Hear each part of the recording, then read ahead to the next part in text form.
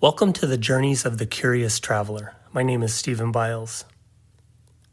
Episode 1, Mexico City and the Yucatan.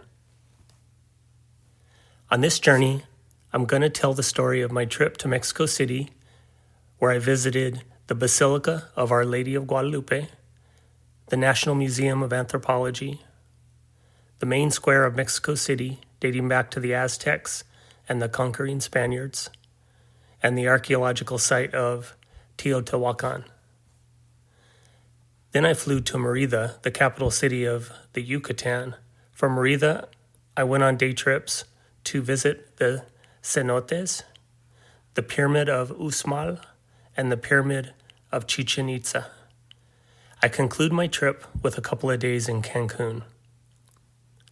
When I make a trip, I will tell you about my journey in the form of a story. Throughout the narrative, I will have segments that take a deeper dive so you will have better context into the history, culture, and religion of the place I visit. I will also give my insight on how the culture treats their dogs based on my experience. When you hear this trumpet, I will give you that deeper dive into the subject.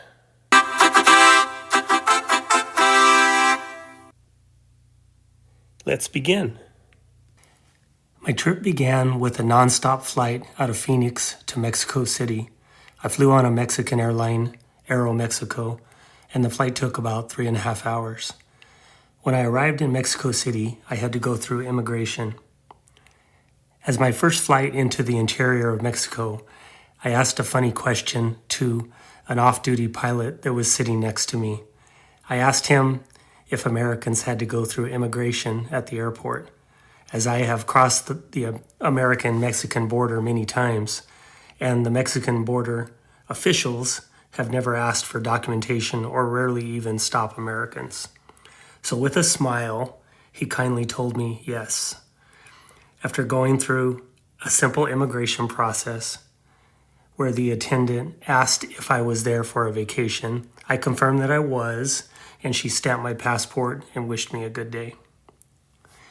Interestingly enough, when I exited Mexico City back to Phoenix, there was no formal immigration process. My next step was to secure my luggage and find my hotel transfer driver. I always schedule a trustworthy driving service from the airport in foreign cities. With my luggage in hand, I was looking for my name on a placard. I found it and was on my way to the hotel.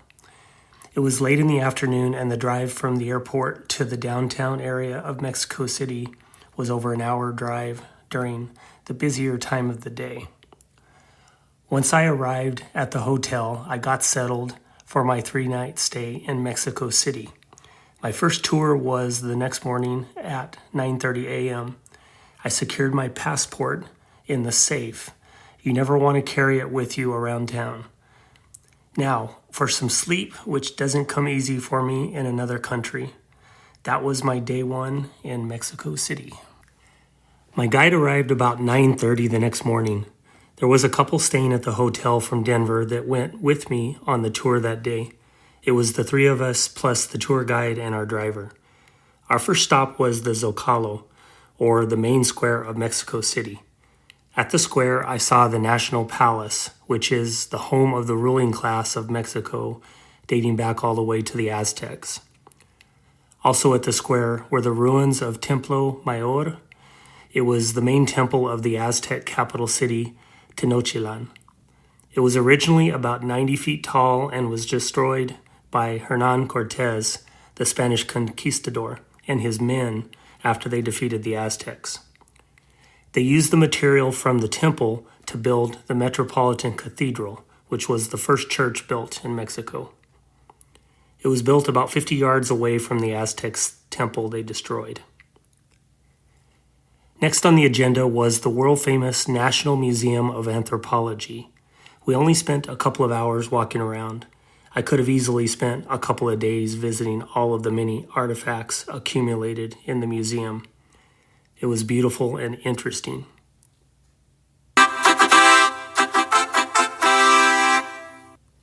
That sound means I'm going to take a deeper dive into the history and culture of Cortez. I have read a few books about Hernan Cortez, the Spanish conquistador who defeated the Aztecs and their famous king Montezuma. I wondered about how the Mexicans thought of Cortez. I asked the tour guide if there were any significant statues or tributes to him I would like to visit, and she quickly shook her head no. Cortez is viewed with ambivalence by the Mexican people. The race that Cortez and his translator and sometimes lover, Malinche, are known as the mestizos, half Spanish and half indigenous. Cortez, his soldiers, and the Spanish Empire brought slavery to the indigenous population, caused the indigenous cultures of the Aztecs and the Mayans to collapse, and exploited the land and the people to take great wealth from Mexico by mining and then send it back to Spain. The Spanish legal and social structure favored Spanish men marrying indigenous women, but the indigenous men were often used as forced labor or slaves. So yeah, Mexicans today remember that legacy and view Cortez and all that he brought to Mexico with very mixed feelings. After finishing at the museum, I took an early ride back to the hotel to rest up a little bit as the day was coming to an end. My tour colleagues from Denver decided to stay for several more hours and then walked back to the hotel, which was just a couple of miles away. So, ending day number 2 in Mexico City. Day number 3 was an exciting day for me. I did quite a bit of research on the Basilica of Guadalupe. I was anxious to see it in person. I was on tour today with the same tour guide and the same couple from Denver.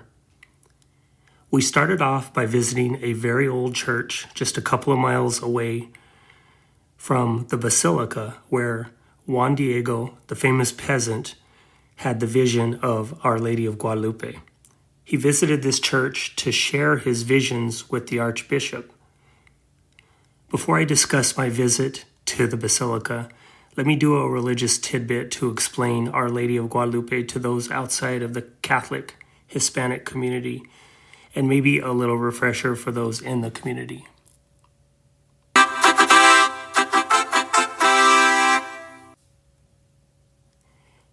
In December of 1531, a Mexican peasant by the name of Juan Diego was visited by a woman known as Our Lady of Guadalupe, the Virgin Mary.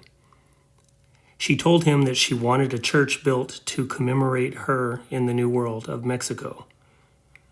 Juan Diego visited the Archbishop of Mexico City and relayed the message. As it might be expected, the Archbishop didn't believe him and wanted proof in the sign of a miracle. Juan Diego, who was tending to his sick uncle on his deathbed, unfortunately missed the next meeting planned with Our Lady of Guadalupe. Embarrassed for missing the meeting, Juan Diego took a different path to church that day, hoping to avoid Our Lady of Guadalupe. She appeared to him once again on his path and told Juan Diego the famous words of gentle reprimand, "No estoy yo aquí, que soy tu madre? Am I not here, I who am your mother?" She went on to tell him his sick uncle had made a full recovery. She gave him a bouquet of flowers to take home after the meeting, which was very unusual as it was the middle of December and no flowers were blooming. Juan Diego took the flowers back home, carrying them under his cloak. When he got home and took his cloak off, he discovered the miraculous image of the woman he had been speaking to, Our Lady of Guadalupe, the Virgin Mary. Juan Diego took his cloak to the Archbishop as the miracle he was looking for. As we approached the church visited by over 20 million people per year, which is the #1 visited religious site in the world, I was anxious to feel the vibe of all of the pilgrims. As we were visiting and walking along the outside of the church, a large statue of Pope John Paul II was striking. The famous Pope had visited the Basilica of Our Lady many times through the years. The next thing that struck me was the long pathway entering into the church. Some people chose to approach the image of Our Lady of Guadalupe by crawling, and some people chose to walk on their knees. Now I was definitely feeling the religious vibe of the pilgrims, obviously thinking the presence of Our Lady was so great they had to approach her with great reverence and subservience. As we walked in the basilica, I could see the image on the wall across the room. The guide explained that they held a mass every 45 minutes so visitors could participate if they chose. I was surprised that such a cherished image for the Catholic religion had so little security. Even walking into the National Museum of Anthropology the day before, there was a metal detector, but no such device at the Basilica of Our Lady, and no visible security whatsoever. The image on the cloak was put into a frame and placed high up on the wall, probably 20-25 feet up. Visitors are allowed to get pretty close to the image, right below it on a conveyor system. Interestingly, the scientists that have been looking at the image on the cloak periodically throughout the 500 years, and none of the scientists can explain why the image has never deteriorated. The last request I had for the tour guide was to see the famous saying of Our Lady on the outside of the church, asking for a picture with her words in the background. Am I not here, I who am your mother? In Spanish, of course. We were now ready to get picked up by our van driver, heading off to our final destination of the day. The drive to the archaeological site, Teotihuacan, was about an hour and a half outside of Mexico City. Pretty hot in June in Mexico City, but at least the elevation was over 7,000 feet, so it could always be worse. I could be in Phoenix. When we got to the site, the tour guide talked a little bit about the history of the pyramids and then gave us about 2 hours to walk around. I was with the couple from Denver once again as we went our separate ways.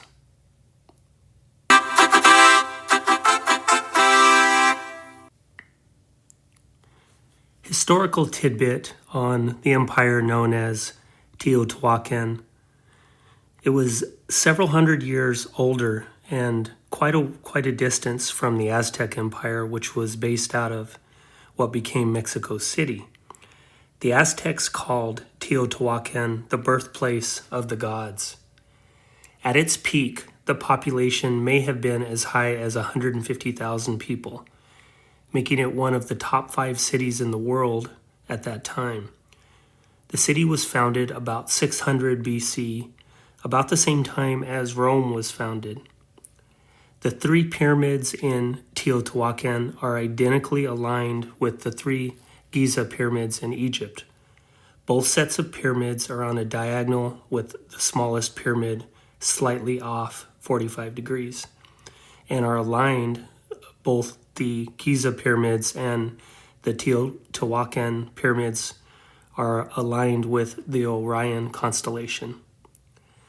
Both cultures were very skilled with astronomy.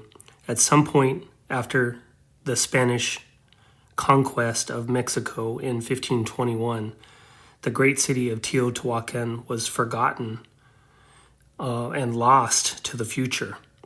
It was not until 1864, coincidentally during the American Civil War, that Teotihuacan was discovered again, and the 3 pyramids were found. Locals thought that they were mountains as they had been completely overgrown with plants, trees, and grass. It was not until the 1980s until the area received a serious excavation and eventually became the beautiful revival of the pyramids we see today. Once I was turned loose at the pyramids, I went to the biggest attraction first, the Moon Pyramid.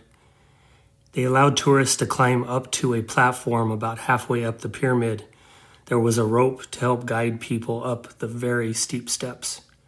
Once I got up to the platform, I had a really nice view of the whole area and the long street between the Moon Pyramid and the Sun Pyramid, known as the Avenue of the Dead. Up and down the avenue were a smaller platforms that took on the shape of little mini pyramids. After climbing down from the Moon Pyramid, I started to make my way to the Sun Pyramid, walking down the Avenue of the Dead. The Sun Pyramid did not have the same amount of access, although it looked like a more impressive, larger pyramid. After getting a good look at it and walking around the entire area, I made my way to the meeting spot to find the driver and the guide. Our guide took us to a nice restaurant in town where I was able to have some tacos made to my design at a taco bar. After getting back to the hotel, I did a little bit of walking around town as it was my last night in Mexico City.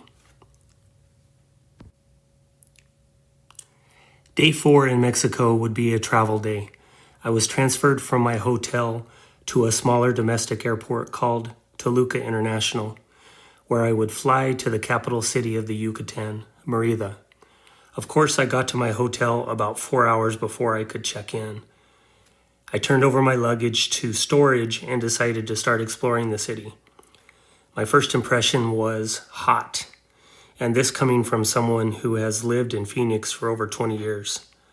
The temperature was over 100 degrees, but the humidity was over 50%. My first impression was that the locals didn't mind the weather that much. They were used to it and living their life in the community squares, hanging out with their family, taking it all in. By the time I was able to check into my hotel room, I was pretty exhausted, walking around in the hot, humid environment of Mérida, positioned between the thick jungle and the ocean beaches. Day 5, I woke up and waited in the lobby for my tour guide to pick me up. I waited for about 15 minutes past the meeting time and decided they weren't coming. I was in Mérida the next 2 days with nothing to do, so I went into town and tried to find a local tour company. It was a Sunday, so it wasn't easy. I had heard a lot about a Mayan pyramid called Uxmal that was fantastic and beautiful. Some even said it was more impressive than Chichen Itza, which is one of the 7 wonders of the world. I found a tour company office in one of the main squares of town. The lady working in the office did not speak English, but we were able to communicate well enough. There were no Uxmal tours that day, but there was one the next day. Today, they had a day tour visiting cenotes. I signed up for both tours. The cenotes tour was in a couple of hours, and I wouldn't get back until 8 p.m. The Uxmal Pyramid tour would be at 8 a.m. the next day. I improvised with my plan and made the best of my situation. I found out later that my original tour guide that was supposed to meet me in the lobby supposedly came about 5 minutes after I left the hotel and walked into town. It wasn't worth making a big deal out of it. I was only in Mérida a couple of days, so I moved on with my plan. I returned back to the tour company and awaited the departure at 11 a.m.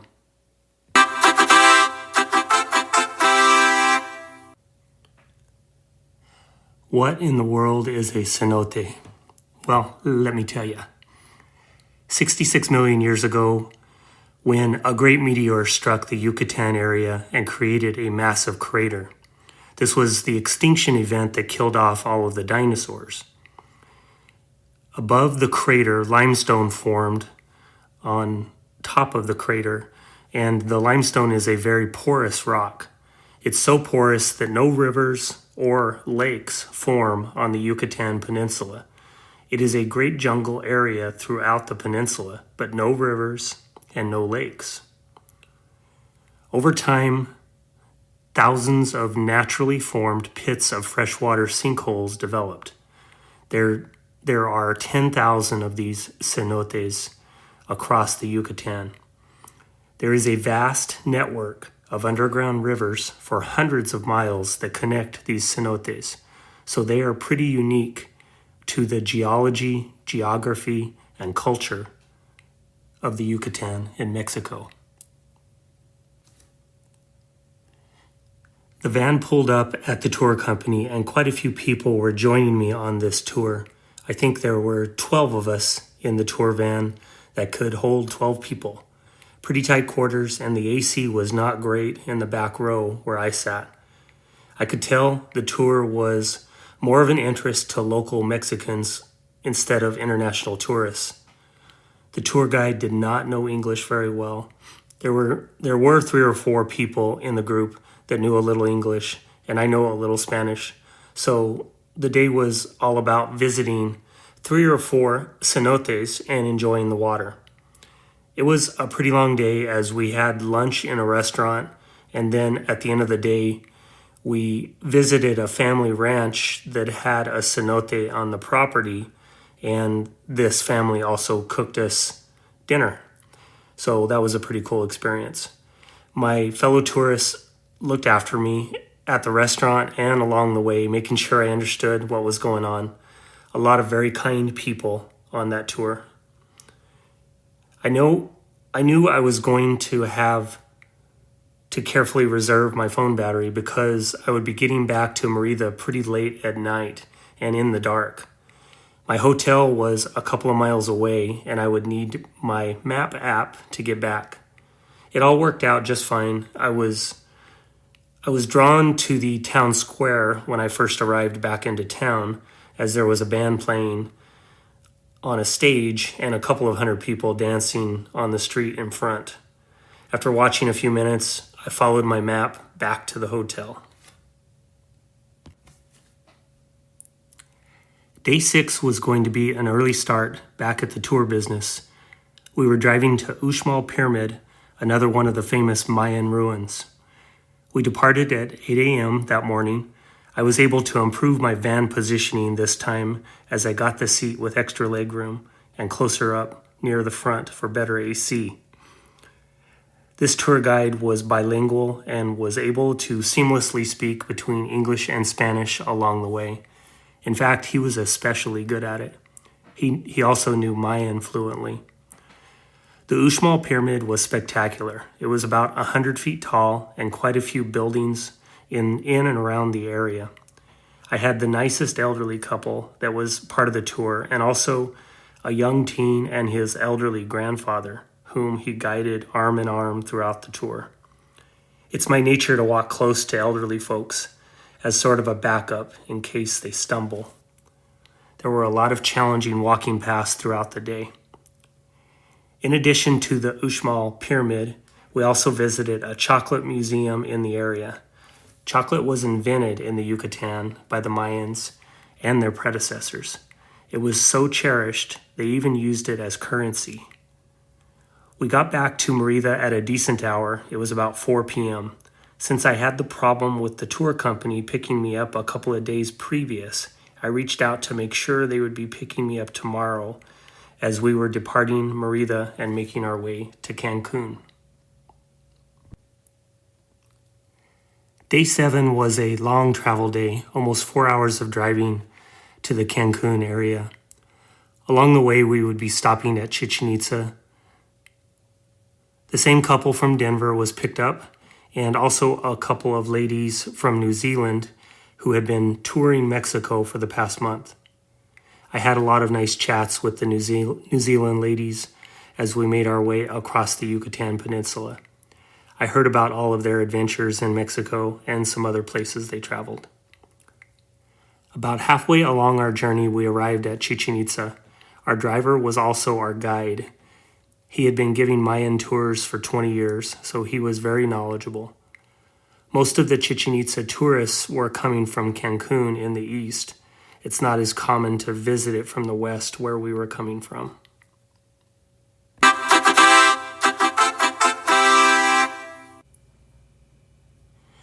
Chichen Itza was designated one of the new 7 wonders of the world a few decades ago, so it was a very popular tourist destination.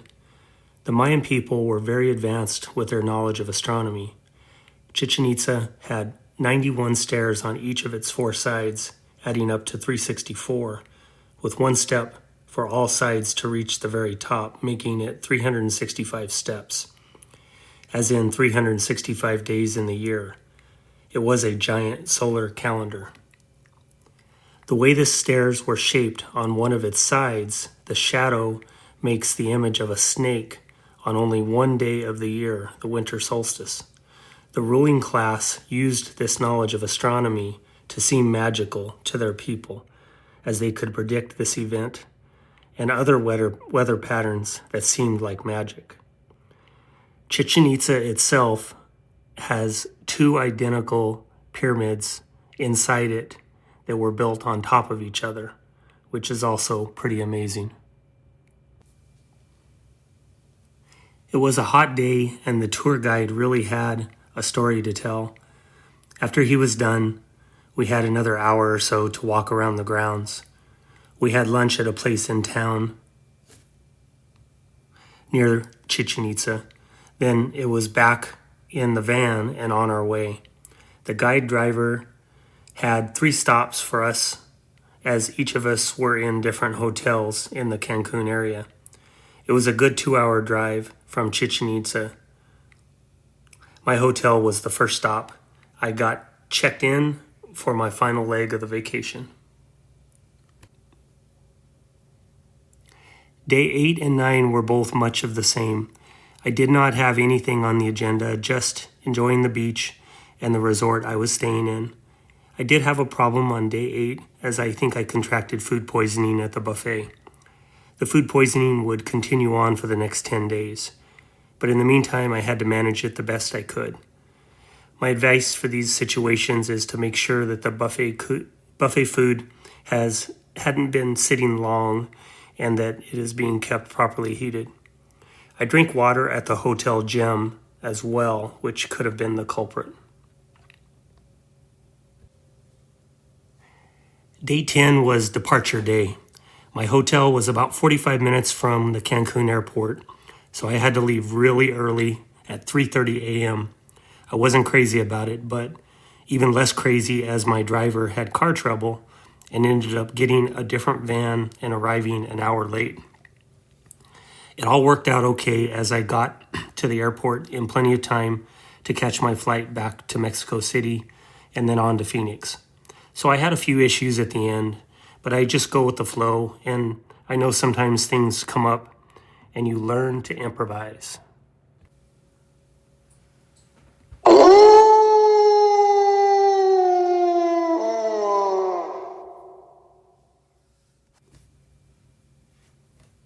As a big dog lover, I consider a society to be advanced or not based on how they treat their dogs. A society with street dogs roaming around, in my mind, is not what I call an advanced, loving society. Major countries and proper governments should have resources to dedicate for the safe capture and care of unaltered homeless dogs. Further, there should be a system and network for the citizenry to reach out and find their lost dogs and adopt homeless dogs in the care of the government officials. I saw several dogs on leashes in Mexico City walking around with their human parent. I saw a few homeless dogs, but very few. Same in the Yucatan. When I visited the cenotes out in the countryside on private property, we had a family dog guide us as he ran up ahead of the truck for the 2-mile drive to the underground waterhole. He rested at the site as we went down and explored. Then, when it was time for us to drive back to the house, he decided to jump up in the back of the truck with the people instead of the run back home. We were all happy to have him with us. As the family prepared a nice meal for the tourist group, about 3 family dogs wrestled in the grass near the picnic table where we were all entertained by their play. I have seen and experienced some bad street dog environments in smaller Mexican towns. I would have to say overall, I would give Mexico the grade of B- in the care of their dogs.